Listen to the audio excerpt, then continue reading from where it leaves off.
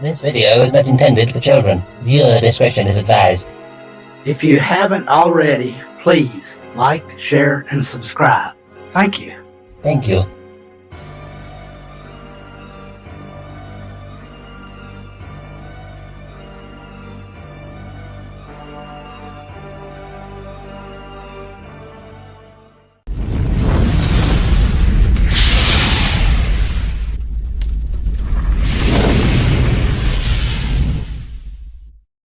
Humanity, look how far you've fallen.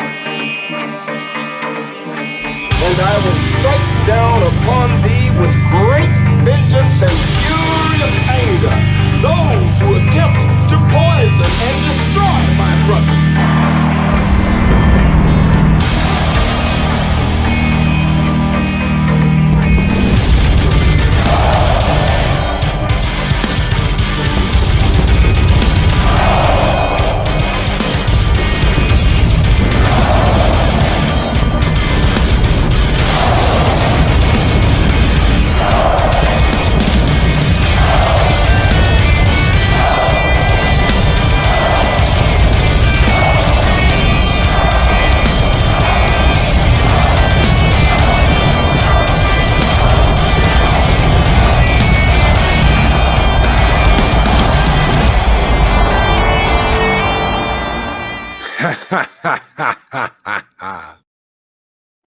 Greetings, one and all, and welcome to Mornings of Mischief. Oh my God, I screwed up the beginning.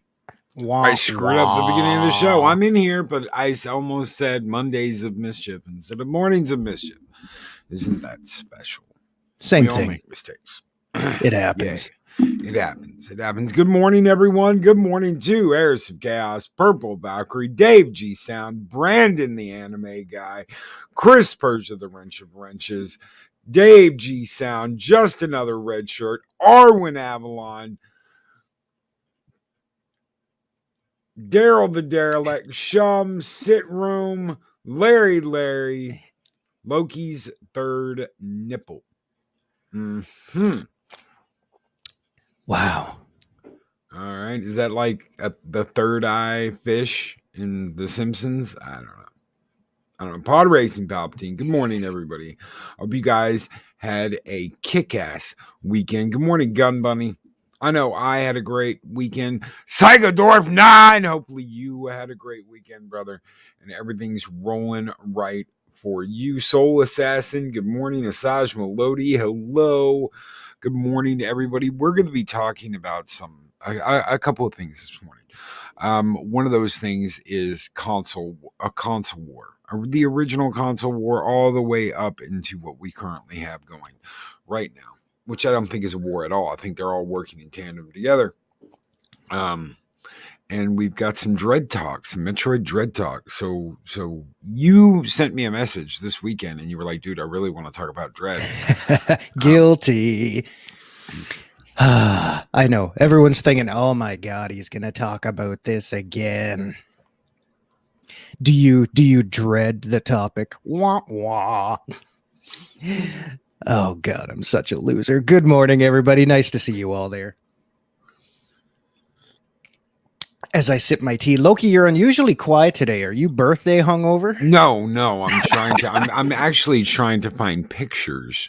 I'm trying to find pictures for. I can find a PlayStation Classic, but by God, I can't find a damn original PlayStation in the box. 20 Magic games that come pre-installed. Lions, tigers, and bears. Oh my! PlayStation Classic. Yeah, I'm sure everybody remembers what that lovely gray box looks like. But yeah, I did want to talk some Dread, and I promise I'll try not to ramble, guys. First off, are you okay with minor spoilers? They have nothing to do with the plot at all. I'm just okay. So here we go, guys. If you're playing Metroid Dread and you do not want to be spoiled, come back and say 10 minutes. Yeah. Go ahead. They've had their warning. They've had their warning. Yeah. There is talk coming up of Metroid Dread spoilers, so really quick, about $4.99. I almost said $5.99. I can't talk this morning. We're doing it $4.99 live. super chat from Mexican Iron Man. And it's a super sticker, and it's got a pair, and he's busting iron, and it says "Keep it up." Thank you so very much, Mexican Iron Man, for that. Thank you, brother. All right, now everybody's had their warning. They have had time to evacuate the building. If they don't want to know Metroid Dread spoilers, my friend, the floor is yours. All right. Well, guys, I just want to say, and I promise these minor spoilers really have nothing to do with the plot at all, so I'm not going to ruin anything. But guys, this is it, man. This is absolutely it. This game got fucking nailed to the wall by Nintendo and Mercury Steam. And by that, I mean they nailed it up there and they slapped it right out of the park. This is, honest to God, 10 out of 10. And I'm going to go so far as to say candidate for Game of the Year. I'm throwing that out there now. And yeah, no pod racing Palpatine, Samus is not a dude. Although that was a rumor in the first game, because in the instruction booklet they actually referred to that little robot as a he. You can't have a first game. You can't have a first game. Not back from when it was, because women heroes didn't exist then. Female superheroes didn't exist then. So you can't have a first game or a second game or a game on Super Nintendo or a game on any other system besides this one, because anything beyond 5 years ago, female heroes didn't exist. Yeah, and what a shame that is. Yeah. Okay. Well, we'll just go with that. But oh man, guys, the great subtle details in this game were just unbelievable, and the nods and the throwbacks to the previous games in the title, and just everything about it was flawless.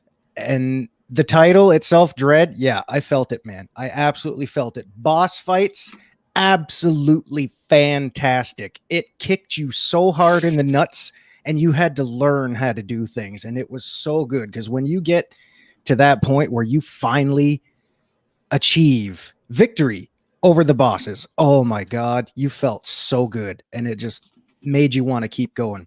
Samus, our favorite silent protagonist, she was so emotive, even though she said next to absolutely nothing at all. She did speak once.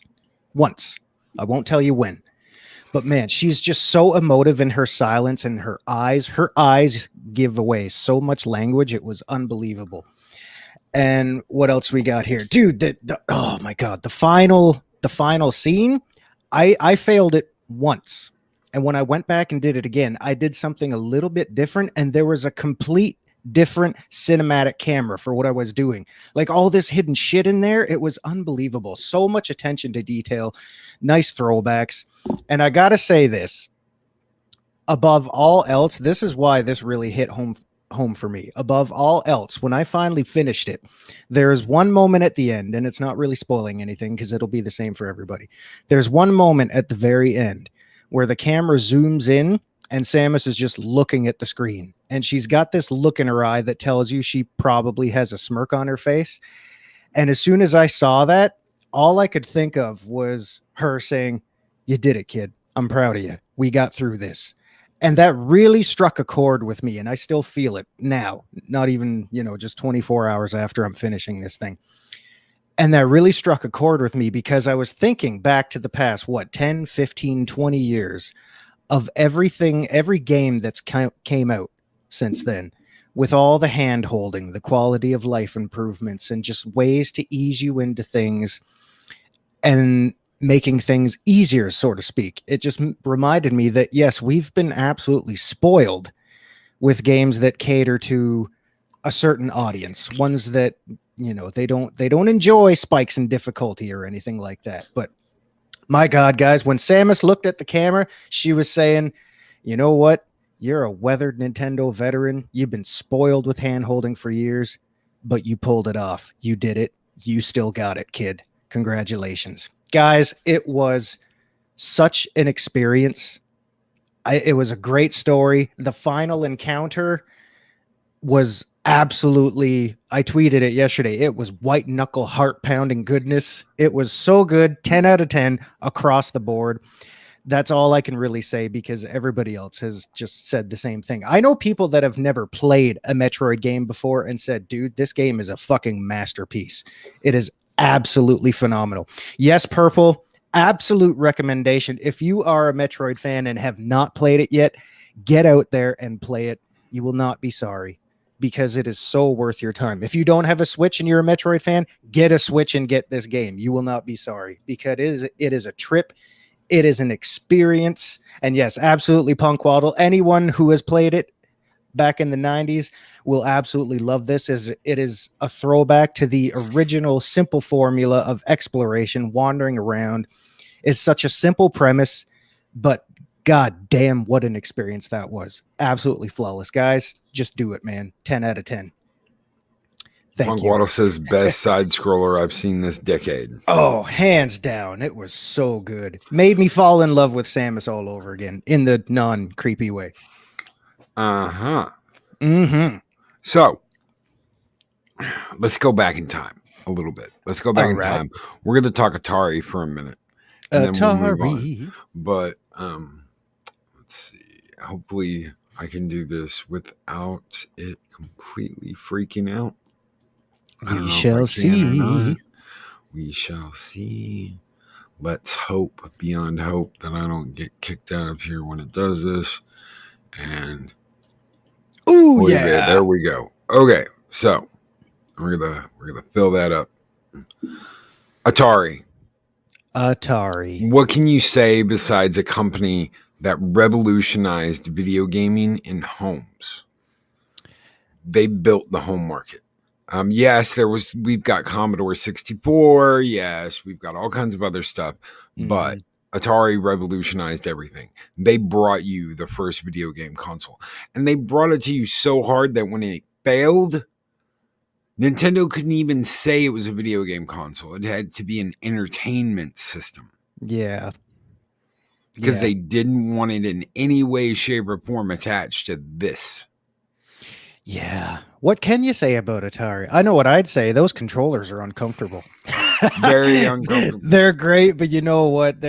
It's still, nostalgia goggles or not, it's still a great system. And you were right. They did revolutionize it to the point where this was really a mass appeal for so many people. They brought it right into your home, right into your living room, and anybody could play it. You didn't, they were famous for arcade cabinets and all these big hulky machines, which are still badass, but they brought it right into your home and there was no looking back after that.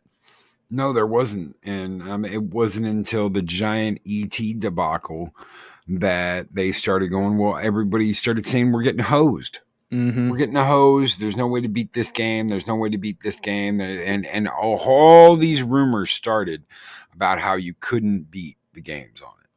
Yeah. Well, because you think, when you think arcade games, it was high scores and pumping in quarters and all that stuff. So we as the general consumer to this whole world had been tailored to believe there's no end to a game at all, So when you get something in your home and you get a game that actually has an ending to it, you're thinking, wow, what the hell is this shit?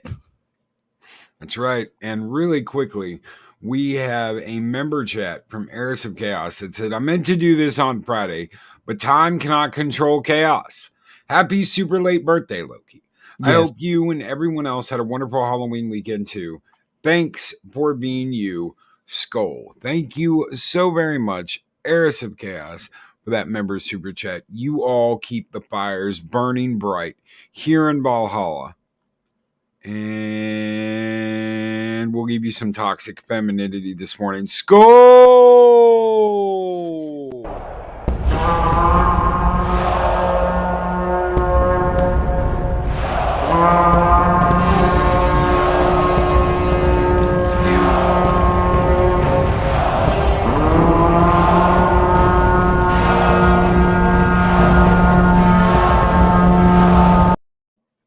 So Atari has its fit. It has its ending. They take consoles and cartridges out by the truckload out in the desert and bury them. And then, out of nowhere, a couple of years later, You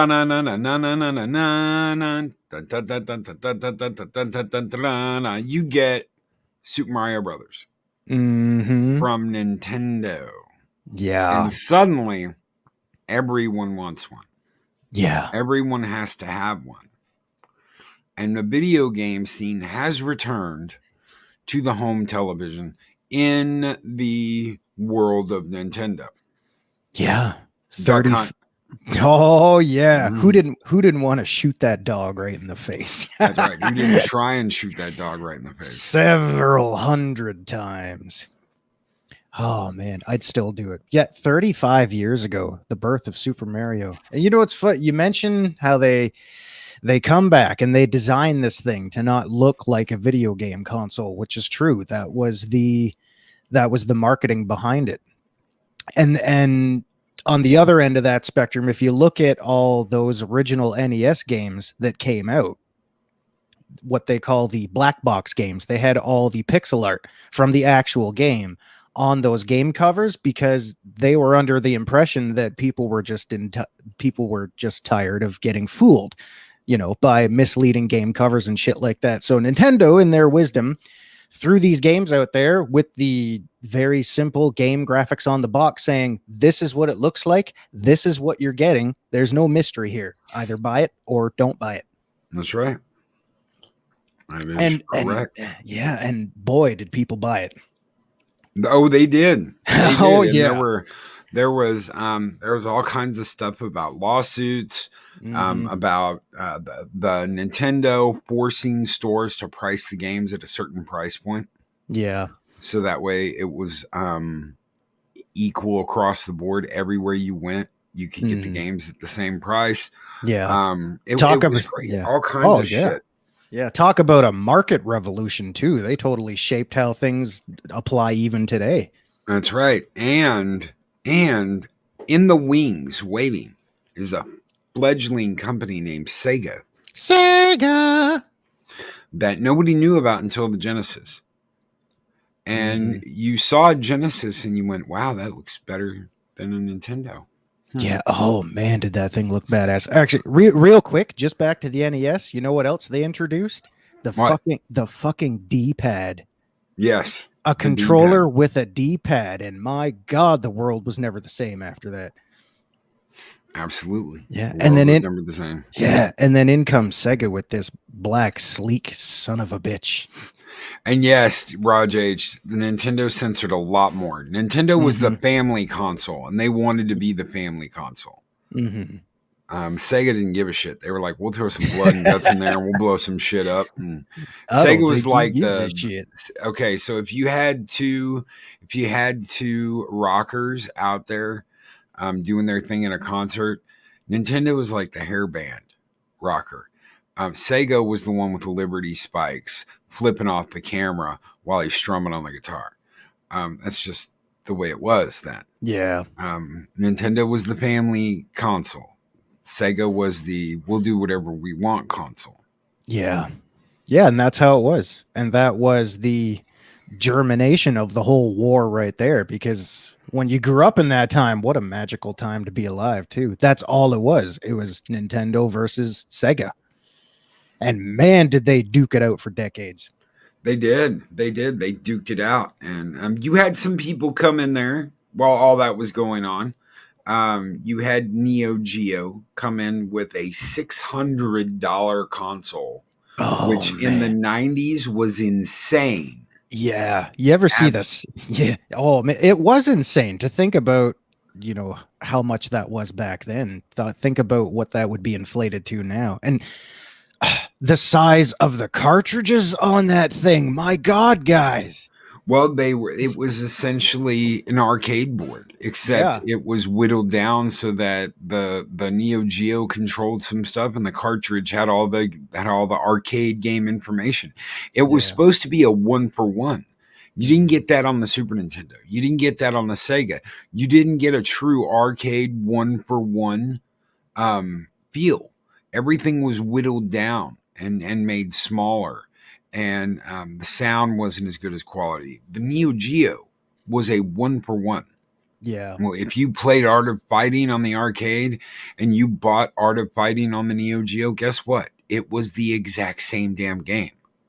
Yeah. Yeah, damn right. I mean, I don't even want to call it emulation because it was just a straight 1-to-1 port of exactly what you got in those big cabinets. And they didn't fuck around with the quality. Yeah. Oh yeah, masterfully done. Absolutely. Don't blow into the cartridges. Oh man. Do not blow into the cartridges. And we all did it. And you know what's funny? I still do it now. Like I will take out all my old shit and clean them up every few years. And when I pop a cartridge in and it doesn't work right away, just out of sheer muscle memory, the first thing I do is take it out and blow on it. And then I got to remind myself, no, stop. Don't do that. Don't do that. They made a cheaper Neo Geo CD, but damn, the load times. Yes. Oh, God, yes. Now loading the loading screen. Yeah, now loading the loading screen. You are now entering the loading screen. You have entered the loading screen. Yeah, so Neo Geo, gift for the wealthy, because my God, no one in their right mind in the general population is going to pay that much for it. Pat S., if you had a Tandy 2000 and an NES, Dad was not going to buy you a Neo Geo 2. No. And then we move on to Super Nintendo, and Super Nintendo and Sega had this rivalry. So you had the Sega Genesis and you had the Super Nintendo. The Super Nintendo was more badass than the Sega Genesis. It's just the way it was. Yes, you had blood in Mortal Kombat on the Genesis, but the Super Nintendo version looked far superior to the Sega Genesis version. Yeah. The sprites were better. The characters were better. The transfer was better. The port was just better. The sound was better. Yes. That thing had a much more lovely sound mechanic in there. Because, like, if you look at, and Sega made some great games. Like, I was always a Nintendo guy, but I will be the first to admit Sega made some killer shit. But every game out there is guilty of having that Sega metallic sound to it. And when you play a Sega game, you'll know exactly what I mean. So I'd gone to the arcade one weekend, and I had played Street Fighter Alpha. Yeah. And that's the way he said it when you put a quarter in Street Fighter Alpha. And you hit the start button, and away you went. So I play that, and I'm like loving it. I love this game. And I'm walking through the mall, and I stop over at EB Games. Does everybody remember Electronic Boutique? I do. And I think they still have them in Canada. Yeah, they're called. They're all just called GameStop now. Yeah. Okay. Well, GameStop bought EB Games. It was the worst thing that ever happened in the world. Oh, and it shows. Because they just suck. You know what, dude? Just off topic for 1 second. I'm going. This was a little while back. I'm going to GameStop to buy. I'm going to spend at least like $150, $200. And I get out of my car and I'm walking up to the door, and this girl inside runs up to the door, slaps a "Be back in 20 minutes" sign on it, and locks the door right in front of me as I'm walking up to the door. And I mean, she ran to make sure that she was going to get to that door and lock it before I got to the door. She saw me walking up to the door. It's not like she had her head up her ass and didn't see me. Mm-hmm. Yeah. What a fuck bitch. GameStop. Fuck GameStop. So anyway, I'm in the mall. I just finished playing Street Fighter Alpha. And I go into EB Games, and there's this system. There's this video game system that they are playing in the store, and they're playing Street Fighter Alpha, and it looks just like the arcade. Adega, really quick. I'm sorry. So you worked at EB to pay for college. So let me guess how that went. You still owe EB what, $8 to $10? That how much money you made working for them? Anyway. So they're playing Street Fighter Alpha. And it even does it. It's Street Fighter Alpha. Oh, and I'm like, I'm amazed. And I look at it and I'm like, it's this little gray box. And I'm like, what is that? And the guy goes, oh, it's a Sony PlayStation. Yeah. And I'm Imagine like, that. wow. And so I've got money. I've got money in the bank, and I've got enough money to buy it myself because I was working for my mom at that point in time. And I was like, I'm going to get this. And I went home and I said, I want to go back to EB Games and I want to get this console. I'm going to go by the bank, get my money out, and I want to get this console. And I get in this big argument with spend that kind of money on a goddamn video game console bullshit, boy. That's some money for your car. And I'm like, I've got money. I've got money. You know, I've got money. I'm not worried about, you know, I'm still a teenager. I haven't graduated high school yet, but I've got money. I've got enough money to get this thing. I'm like, I want it. And I want Street Fighter Alpha. That's, you know, I want it. So I go down and I get it and I get back home and I can't plug it in the TV. I can't plug it in the TV because I don't have a TV with RCA hookups. All I have is a TV with an RF hookup. Yeah. So I go back to the store and I get an RF adapter and I get it back. And now I'm like wondering, is the RCA hookups better? Will it look better? And it will. Oh my God, it will. So, but I make do with the RF connector. I get to play dun dun dun dun dun dun dun dun, and it's like data backup, and I'm like, what the fuck is data backup? What is data backup? Why am I worried about data backup? It's a fighting game, but you can do unlocks, and then the next weekend, I get Resident Evil. Oh God! And I bring it home. The original. The original. Yeah. And the one with the video opening where they're like, you know, oh my God, it's Josiah, you know, run. What is it? Blood. Yeah, what is it? It's blood. I hope it's not Chris's blood. Wesker. Oh, but Barry. I have a problem. I have a very serious problem. Every time I die, I have to start the game over. Oh God, yeah. Imagine that. And I realize I need a fucking memory card. And that's when I was like, maybe this wasn't the greatest idea after all. Maybe I'm getting hosed. I used to just be able to save a game on the cartridge, but now it's a CD and I need a little memory card. Why are they penny pinching me for RF cables, memory cards? Why didn't it just come with this shit? Just imagine forking over the cash for something unknown like that at the time. And the feeling of dread that comes over you because you're thinking, oh my God, what the hell have I got myself into? So fast forward maybe a year or two. And me and my buddies are hanging out and we're playing Grand Theft Auto. You're in Grand Theft Auto. Yes, the original game. The top-down one.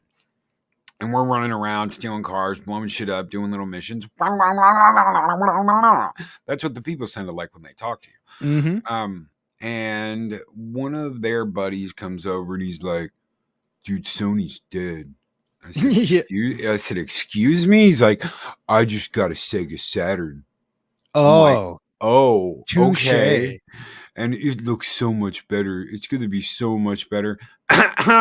Where is Sega now?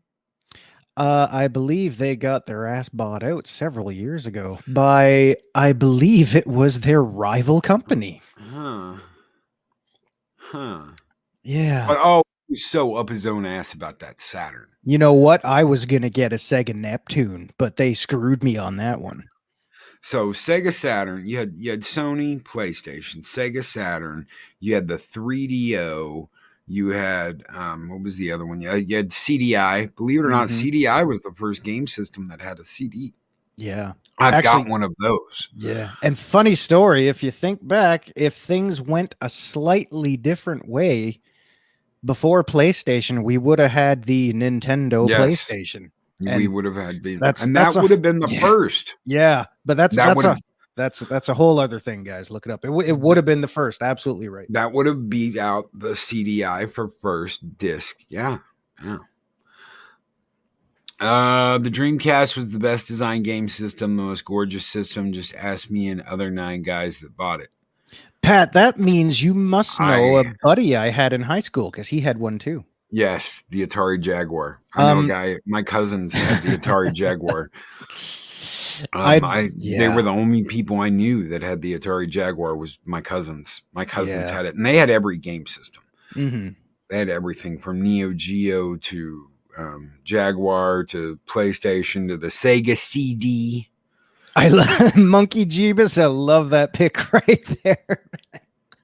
Oh, good old Vinnie Mac. You're fired. So you've got all these game systems, and then we get a second revolution. We get the Dreamcast. Dreamcast was I went out and bought the Dreamcast. The first game I had for it was the Soul Calibur games. Oh yeah. So I mean, I went out and bought a Dreamcast. I had the Street Fighter. I had Street Fighter games for Dreamcast. There's a Soul Reaver. I had Soul Reaver on Dreamcast. Legacy of Kain Soul Reaver on Dreamcast. I know a lot of people played it on PS1. I want to tell you something. The Dreamcast looked just as good as the PC release. Yeah. I still Night Trap. I still remember the commercials for the Dreamcast before it was launched, and all the commercials at the end would be like, Dreamcast, it's thinking.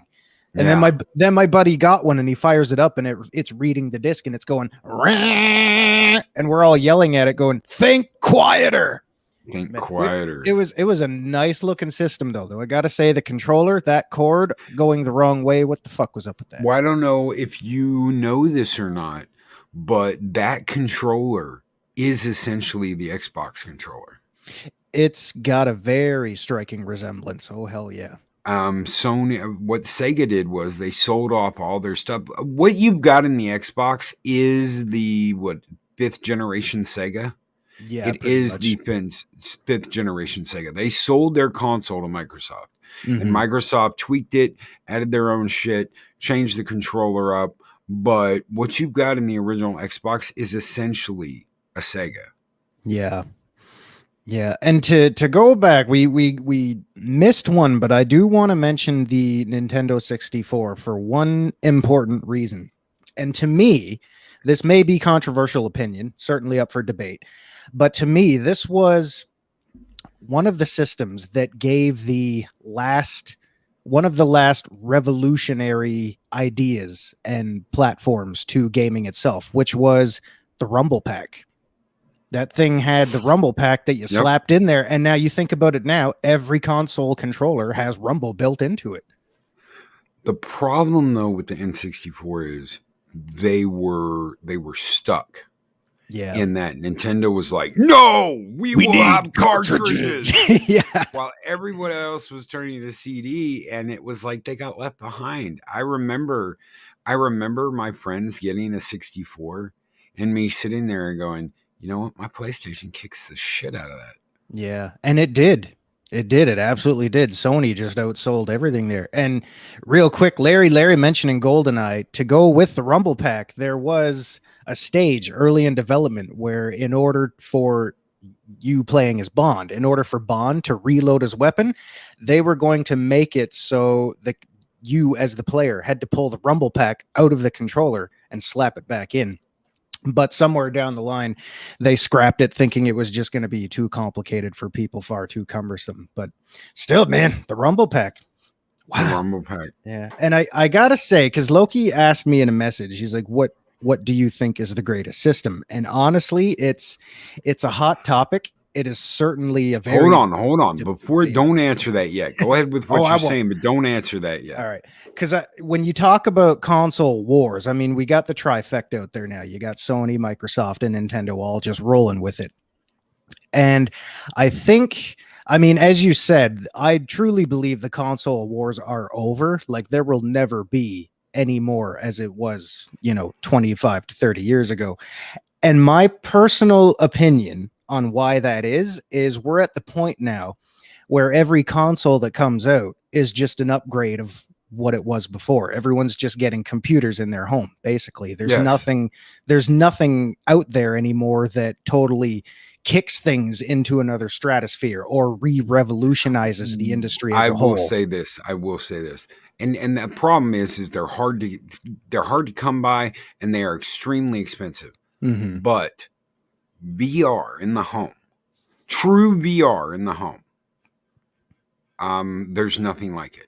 I've got mine. I've played, my favorite game on it is Elite Dangerous. Oh, There yeah. is a complete difference between sitting in your chair playing Elite Dangerous with a controller and having a flight stick, a thruster pack, foot pedals, a helmet, and actually looking back and tracking a target across your field of vision, up and around, and keeping that target in sight the entire time you're doing a barrel roll to go and get it. Yeah. Yes. Yeah. Yes. And It's how did you do it? I was inverted. yeah. I was inverted when I took the picture because I was looking at the pilot through my canopy. Yeah. That's exactly what you're doing. Yeah. You're literally tracking a target through your canopy. It's a game changer. And of course, on the other hand, I will say, you know, you mention all that stuff. You getting a system that's VR ready, getting a VR headset, getting yourself a flight stick. That's a lot of paraphernalia Yes. you're tacking on. Yes. So I would think, to your point, if those things were more readily available to the general population, I think VR would have caught on a lot sooner and would have been more mass marketed now, instead of, you know, just the people out there that have it. Well, not just that, but okay. I will okay, I have not played Elite Dangerous Odyssey at all since it came out. Me either. And the reason why is, since I moved, I have not had the spatial setup to set up my stick, my thruster pack, my foot pedals, or my VR system. I just don't have the space, and if I do put it up, I've got to navigate around that in my office, and it becomes like a fucking hazard. Yeah. So I've now spent hours setting this up, getting it ready, putting it all out, just to put it away the next weekend, because it's like I don't want to trip over it every time I go into my office. That's when everything will be wireless. Just put your headset on and push a button. Boom, away you go. So what I really need to do is this. Either I need a wireless headset, or I've got to have a bigger room. Yeah. I've got to have a wireless headset. That's what it comes down to. Is I'm going to have to spring for the more expensive headset at some point in the future. I'm not going to do it now, but at some point in the future, I'm going to have to spring for the wireless headset that I can hook up, where I don't have shit scattered all over my office. Yeah. And if I could get the wireless stick and throttle and foot pedals, I'll do that too. Fuck it. Yeah.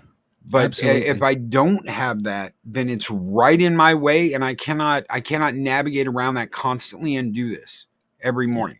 Yeah. See, that sounds like a war in itself. Do you see the points It is. Loki just made? You know, talking about VR maybe being a revolution, and then, you know, the everyman right there saying everything that literally gets in the way of it. Everything that literally gets in the way of it. You start thinking, man, I would love to have that. God, thinking about it. The flight stick, the thruster, the foot pedals, the helmet. But then you've got giant cords in the way everywhere. Yeah. And you've got to put them somewhere. I'm not going to put them on my desk. I don't have enough room to put the thruster and the joystick on my desk. I've actually got two little folding tables, one for the stick right between my legs. Yes. And one for the throttle pack to the left. Yeah. But then again, you've got foot pedals that are in the way. You've got cords that are stretched out everywhere in the way. And you've got a fucking headset that is gigantic that is sitting in the way. And it's not the most comfortable thing. They need to make them lighter. Believe me, after about 2 hours of that, your neck's like, fuck you, take it off. Yeah. Yeah. And you know what? The Virtual Boy wasn't much better. Also, real quick. No. Okay, we won't go there. VR32, Pat S. No love for the handhelds. Oh, believe me, I've got plenty of love for the handhelds. Absolute plenty of love for the handhelds. Because handhelds are still felt to this day. We're going to do a whole nother show. Oh, dude, there's handhelds. Yeah, there is so much material here. We could do years worth of material just on one little We haven't thing. even hit PS2, which we need to get into. PS2 and Xbox. So PlayStation says, fuck you, we're going to do it again, and we're going to do it even better. And we're going to come out with the PlayStation 2. Yeah. And what happened? I traded in my Dreamcast and got a PS2 on Christmas Day. On Christmas Day, ho ho ho. I went down to Target, and they said Target was open, and they said they had one. And I went up there, and I was like, "Yeah, I'm here to get my PS2." And they're like, "We don't have any." I said, "No, I called earlier today, bitch." And they said they would hold it for 1 hour. It's been 30 minutes since I got off that phone. And I was like, "Oh, why didn't you say so? What's your name?" And I told them my name, and they went back and they brought me out a console with a little sticky note on it. They said my name. They lied. They lied to you. They lied to me. Unless they knew that there was one being held and they could not give it to you because they didn't know who you were. So I got my PS2. I took it home. And I said, oh my God, this was the best investment I'd ever made, getting rid of my Dreamcast to get a PlayStation 2. And it was on like Donkey Kong after that. I loved my PS2. It was fat. It was cumbersome. It was a giant brick. But it was such a good brick. It was such a good brick. Yeah. And then someone was like, hey, have you played Halo?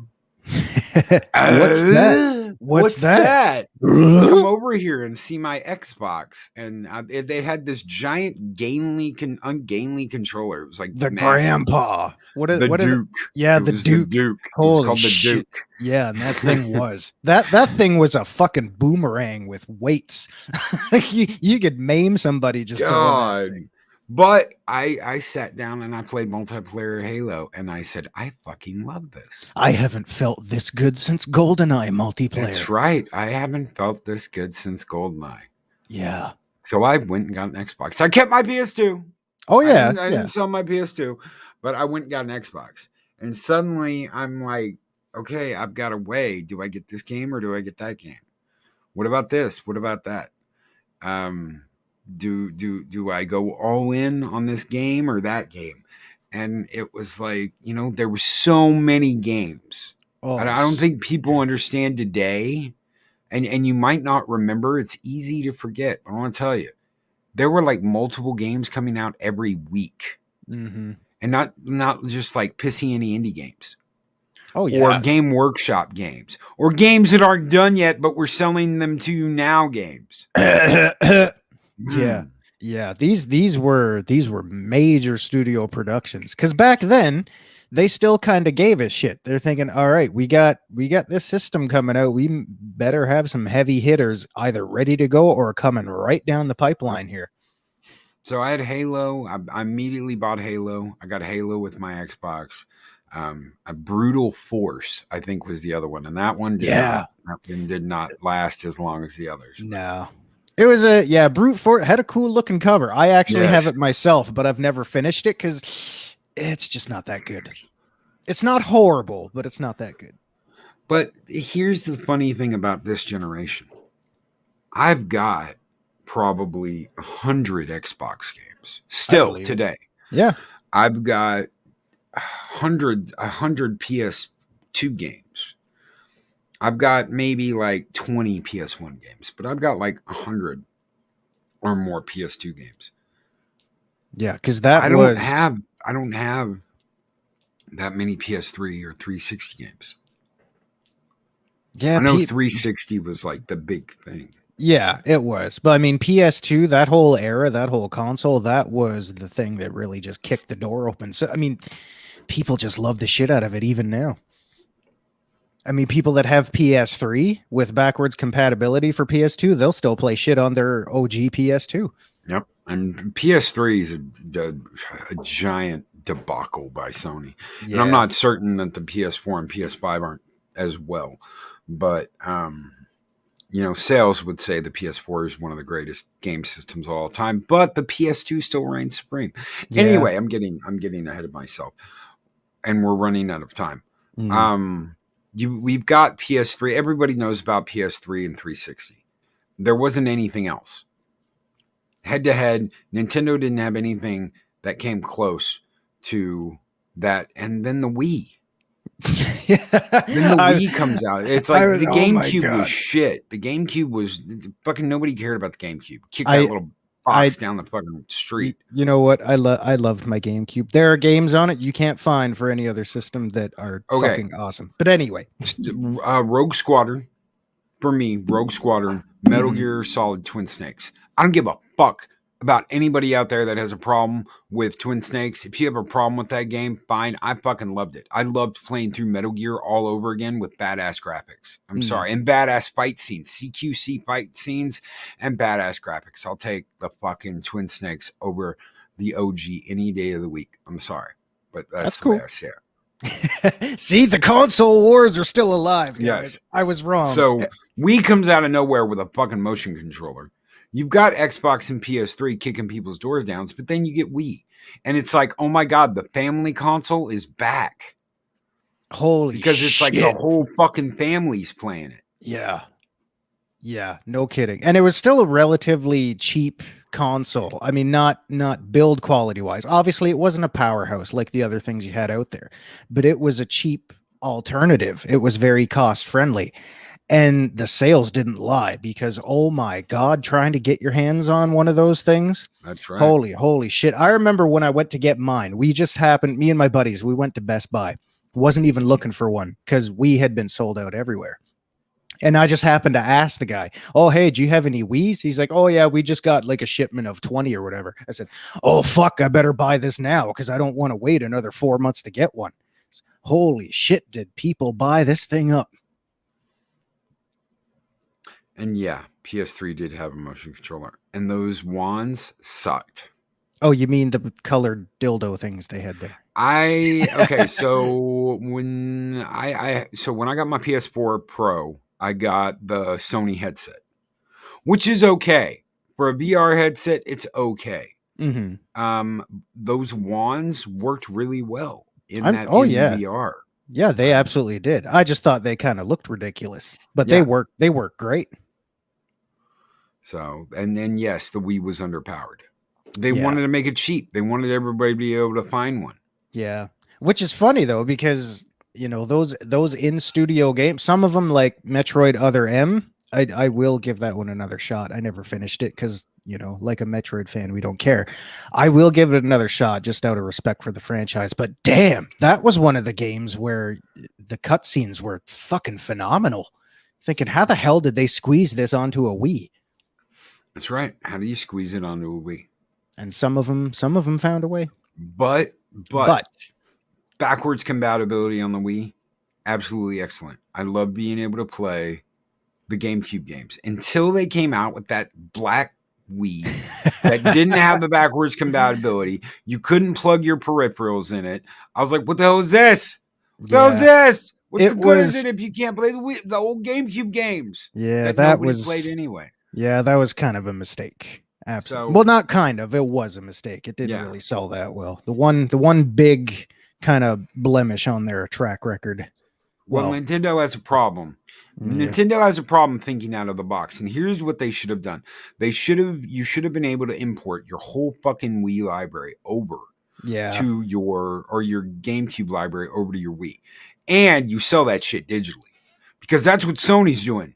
That's what the PS3's doing. That's what the 360's doing. Oh, you want this badass game that was on Xbox? Buy it in our virtual store and save it to your hard drive. Yeah, that's the way to go. Absolutely. And nobody else is doing that. Now, understand. Now, look, I'm the biggest supporter of physical media you will ever find. I want my games in my hand, whether I'm playing them or not. I don't remember what I got. I got something. You got a lot of shit. I got a lot of shit. I bought, let's see. Hold on. One second. Let me wheel my chair over here. We're doing it live, guys. I got 2 games on Xbox 360 over the weekend. I got Blitz the League. I got Red Dead Redemption Game of the Year Edition. Now, sweet. I own Red Dead Redemption Game of the Year Edition on my Xbox account so I can just download it and play it. I don't need the damn discs. Okay? That's not the point of buying that. I'm buying that so I have the physical media so that if I ever want to put it in my 360 that I have, because I've got the Halo 4 360, if I want to put it in there and play it, I can do that. Yeah. Even though I have it on my Xbox account, even though I can download it and play it whenever I want to, without any discs. Yeah. I want that physical media. Yeah. I want that in my collection. Absolutely. Because there's a lot to be said for something that feels like you have ownership over something, you know? I mean, downloading things and no physical media is great for convenience, but there's still always that lingering feeling of it doesn't feel like I really own this, even though I paid for it and I downloaded it. Having that shit in your hands, that's a whole different world when you can actually physically plug something in and use it. Yes. The one that came with Undead Nightmare. Yes. Purple Valkyrie. That is the one.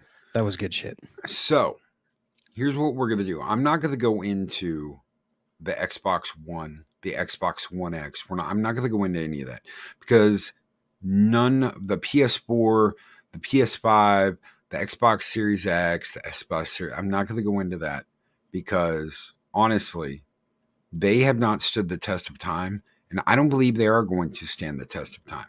The current console thing we've got right now is we don't have one.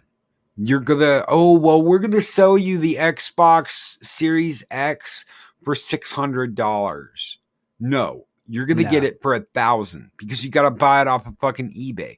Because every scalper is running their Johnson over the mouths of Sony and Microsoft right now, going, we're gonna sell your consoles. Nobody else is gonna sell your consoles. We are going to sell your console. Yeah. I did message Loki about this several months ago, but we just never got around to it. And and we don't need to get into it now, but guys, from the bottom of my heart, no matter how much you want something, don't feed into that system, because I personally feel, especially in today's world, that the scalpers of the gaming industry, especially in addition to whatever else is going on out there, they are an absolute fucking plague on the industry, and nobody deserves that kind of shit. You should not have to piss away life savings just to get some entertainment in your life. Do not feed the scalpers. It is not worth it. And it's the bots. I got mine. I did get mine. I got mine for $100 more. I actually haggled for mine, but I got mine for $100 more. I got it for $700 instead of $600. I went ahead and paid the extra $100. I didn't have to worry about shipping. But I got my PS5 and I'm happy with my PS5. But then I load up my Xbox X and I'm like, you know what? I wonder what Series X would be like. I wonder what, and I saw that. I saw what Series X is like over the weekend because I went over to somebody who had one. And I'm like, you know what? I like the way this, it's like, it's simple. It's so simple, but the PS5 is simple too, as far as the interface goes. So anyway, maybe that was the idea. Let's make them simpler, but more expensive. I don't know. But let's get into best consoles of all time. This is what I want to do. So this is what I'm throwing at you, Josh. All right. Enjoyment factor. Whether you think we'll call it a pretty factor. Is this system pretty? On the outside, on the inside, are the games pretty? Do you think, because I mean, you can't just go, oh, well, the PS1 looks better than the Super Nintendo, so that's automatic. No. Sprites are beautiful. Sprites are almost a fucking art now. Sprites are still timeless.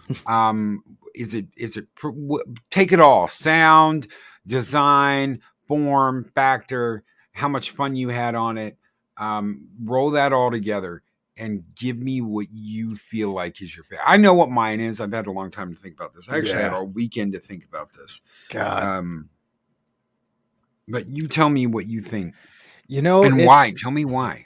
It's so ridiculous because I honestly cannot pick one console at all. I simply can't do it because there were so many things from every console that I would take with me to build like an ultimate true master race, master system.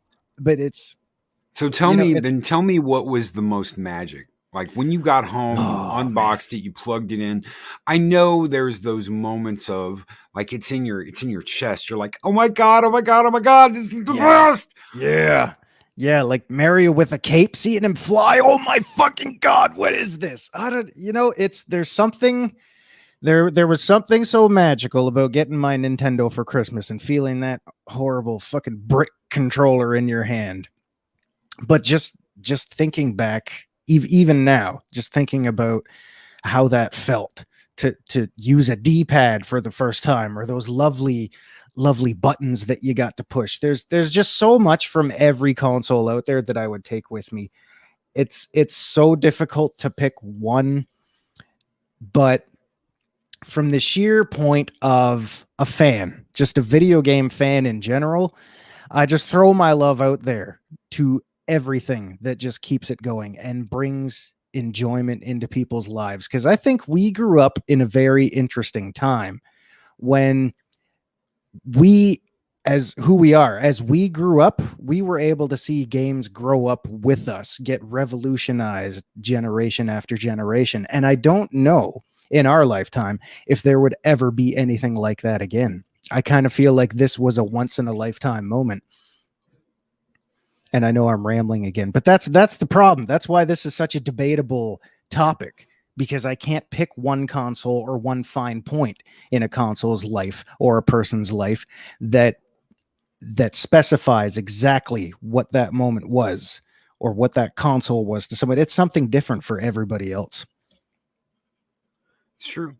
And it's just me, it's just a real tough question to answer, because it's so open-ended. But what does it mean to you, sir?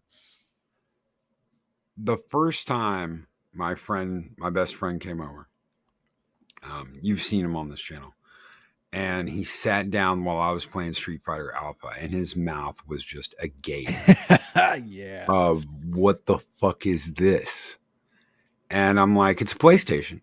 And like, just like it was normal, Oh, yeah. It's the PlayStation. Da, da, da, da, da, da, da. And he's like, do you have another controller? I'm like, yeah. He's like, hell yeah. Can we play versus? I'm like, pause, exit. Yes, we can. And we sat there for like 5 fucking hours playing Street Fighter. Yeah. It's playing Resident Evil, basically doing suicide runs with no memory card. Remember, I said something about that earlier. Yeah. Basically, you played until you died. So you ran around the mansion, trying to get through the mansion and play until you died. Getting those Sony demo discs in the mail from Sony. Mm-hmm. Legacy of Kain. Oh, beautiful. Legacy of Kain. And all these, it was to me, and then Final Fantasy VII. I want to tell you, that game for the longest time held the record for most units sold in like the first day, first week, first month, first year a title was out. It held the record for everything. Yeah. No one had ever seen anything like it. 2 million units sold in the first weekend. That's fucking crazy. Absolutely crazy. Everyone wanted Final Fantasy VII. And I'm not going to say all of the best memories I ever had for gaming were on the PS1, but it's a big chunk. It's a big chunk. It's a big chunk of beautiful. There is a reason why I have all those games backed up. There's a reason why I have all of that backed up, all of the BIOS backed up. Everything for that console is backed up on my PC because I never want to lose access to any of that.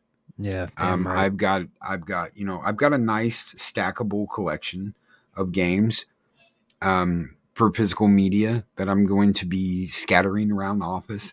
But when I walk into a video game store, the first thing I do is look in the collectibles case and see if they have PS1 games. Yeah. See if they have a fat version of Street Fighter Alpha. And when I say fat version, folks, the cases for those games used to be big. Yeah. Like 3 times the size they are now. Yeah, that was some fatty fat shit hardware there. Yeah, it was fatty fat game cases. Oh, yeah. That was a chubby baby. And you've got like on Street Fighter Alpha, especially, it's almost like a hand drawn. It's shitty hand drawn art on the cover, and you've got like Ryu about to do the fireball, and Ken's doing the spin kick, and you got a couple of baddies over in the corner, but it's magic. Do you believe in magic? The original long boxes, yes, the original long boxes. Brandon the anime got the original long boxes for the PlayStation 1. Hell yeah. Those are the first things I go into a store and look for, and they always Mhm. will be. I just blew a chunk of change on a copy of Resident Evil: The Director's Cut with the Resident Evil 2 demo bonus disc. Wesker! Blood. Chris's blood. You were almost a Jill sandwich. I'm sorry, I had to. Happy late Halloween, everybody. So to me, it's the first thing I look for. I love the PS2. Don't get me wrong. I love the PS2. I love the OG Xbox. I dropped serious coin at Retropalooza on Predator Concrete Jungle. Yeah. For the original Xbox, because it's one of my unicorns. It's one of those games I always look for when I'm at a con or when I'm at a big game store. Do they have Predator Concrete Jungle? Oh, they do. I'm buying it. Wow.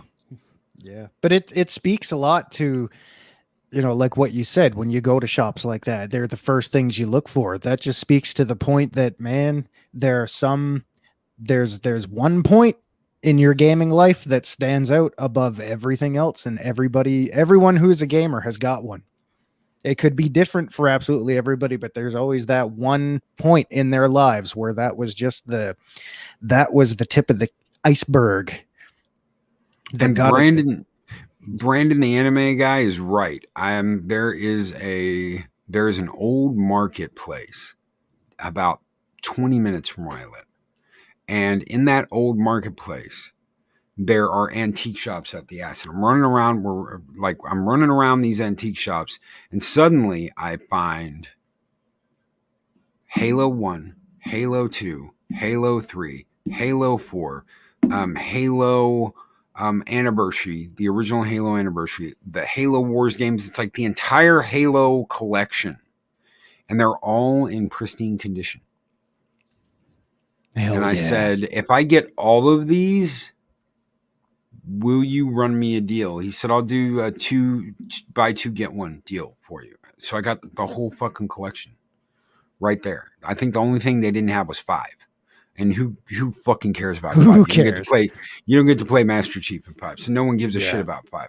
So it was like everything from Reach to Halo Wars 2, all of it right there to buy. And I bought it. I got it all. Hell yeah. At an antique shop. Yeah. Of all places, man. Yeah. You never know what you're going to find. Also, real quick, Brandon, the anime guy.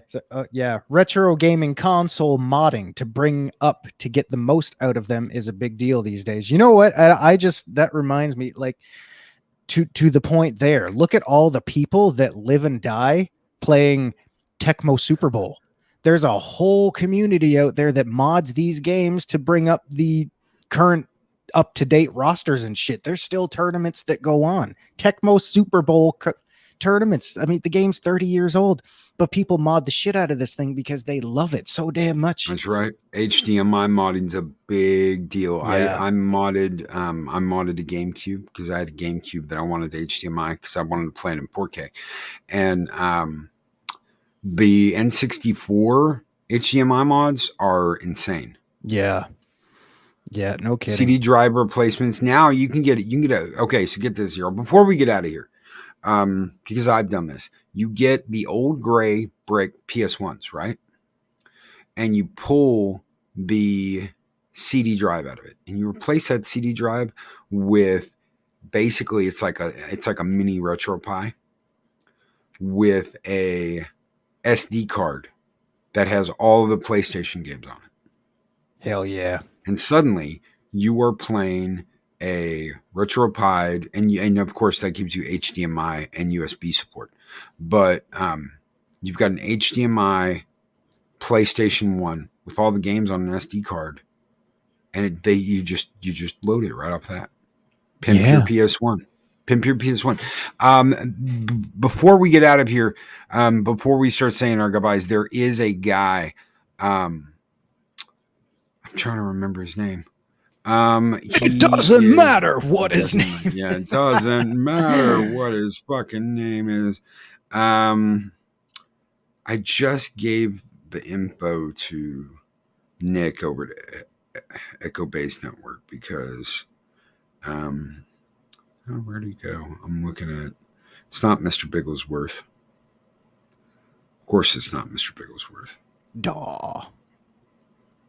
Hashtag Team Bo Jackson. Bo knows.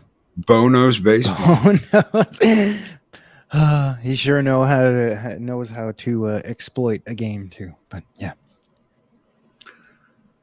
Well, damn it. I have not seen that, Darth, although that sounds like something I would like to check out. Oh, hell yeah. That would be great. I'm subscribed to too many damn people. It happens, man. That's a world we live in. It's Etta something. Etta Prime. It's Etta Prime. ETA Prime. Welcome back to Etta Prime. ETA Prime. He's a cool YouTuber, but he does all kinds of stuff. Raspberry Pi, zero overclocking your pies, lots of pies. AMD Ryzen series experiments, game stick emulation on consoles, how to play Castlevania Symphony of the Night on a handheld, installing all the modification stuff for turning your PS2 into like a PS2 emulation station, how to take a console or a little tiny junk computer and turn it into an emulation station, all kinds of cool stuff. Tiny and cheap Office PC is perfect for PS2, Nintendo GameCube, Sega Saturn, 3DS, PSP, Wii, Dreamcast emulation. This guy does it all, and he can teach you how to. Thank you, Purple, so much for throwing his link in. He can teach you how to make your own arcade game, or your own arcade system. How cool is that? Like building a wooden fucking arcade from beginning to end, polishing it, getting the right sticks, how to order it, how to order the hardware, how to order the software. I love putting him on and going to work on a project. I love putting him on my phone and listening to him while I'm working on a project. It's just fun. This guy taught me more about RetroPies and all that shit I think than I would have ever learned without him. So check him out. He's a really cool guy. Hell yeah, check it out. So before we get out of here, what do you got going on today? Me? Or the week. For the week. The week? Oh God, no, nothing at all. Wide open, guys. I'm here to just rant and rave with my buddy here for an hour and 10 minutes now. Oh my God, we've gone over time. No, I'm just here to help kick off your Mondays in a fun, fantastic way. Hopefully we've been some enjoyment for you at the start of your week. So thank you all for tuning in. I appreciate you guys listening to me ramble by Metroid Dread. Thank you guys. About Metroid Dread. Yeah. And consoles. I know we've got some stuff coming up this week. I'm going to be on a stream tonight on Eris of Chaos's channel for her 500 celebration. Congratulations, Eris. Woo! Congratulations, 500s. baby. Yeah. You're doing great. I know I've got a show coming up. We've obviously got the morning show tomorrow, but I have a show coming up with Clobbering Times. We're going to talk about Batman, Superman, Finest, the crossover, the animation series crossover, the 3-parter, World's Finest. Sweet. So, and that came out as a movie. They actually made it into the movie. Mm-hmm. So, we're going to be talking about that on Tuesday. Got a whole bunch of stuff coming up. Oh yeah. But thank you for always a busy guy. This one. Thank you for running with me this morning, brother. Oh, thank you. Everything. I love getting to talk about shit like this. Oh yeah. Talk about stuff like this. I hope the folks never get bored of it because man, we got materials on this stuff for days, man. Absolute days. Book of Bubba trailer. I will not promote Disney. I've seen it, but I will not promote Disney. They're a bunch of wow. Yeah, that that ship has probably sailed now and sunk. I will talk about it over on Ico Base, but I'm not going to talk about it on my own show because I just won't promote them. I'm not going to promote them on my show. Anything Disney does, they can kiss my ass and lick my balls. That ship sailed. A lot of good images today. They would have to seriously come out of retirement of being a good company. They'd have to go back to being a good company before. Yes, Disney Star Wars is shit. So I'm just not. You won't get fooled again. I'm not getting fooled Hell again. no. So I'm just not. It's all leading to the sequel trilogy. They can kiss my ass. But besides that, guys, thank you, Zero, for running with me. Thank you all for being here this morning. You guys make this show what it is. You guests, make co-hosts, all of you, Everybody. family, everybody. You guys Everybody. make this show what it is. Y'all So make it thank worth it. So, have a great week, and we'll be back tomorrow. Be excellent to each other, and always speak friend to enter. Later, everybody. These videos are tremendous. Like, comment, and subscribe, and hammer that notification bell.